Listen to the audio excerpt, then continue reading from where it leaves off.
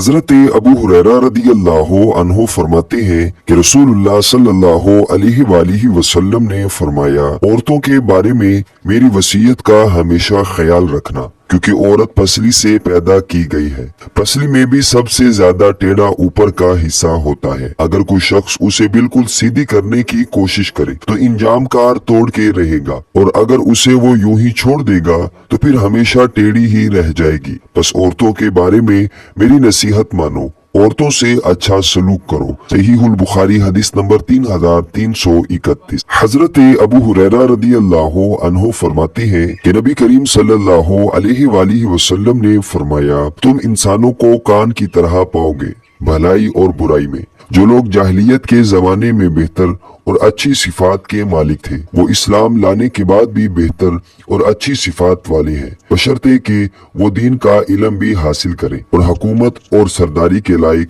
اس کو پاؤ گے جو حکومت اور سرداری کو بہت ناپسند کرتا ہو۔ صحیح البخاری حدیث نمبر 3493۔ حضرت عبد الرحمن بن یزید رضی اللہ عنہ فرماتے ہیں کہ میں علقمہ اور اسود رحمہ اللہ کے ساتھ حضرت عبداللہ بن مسعود رضی اللہ عنہ کی خدمت میں حاضر ہوا۔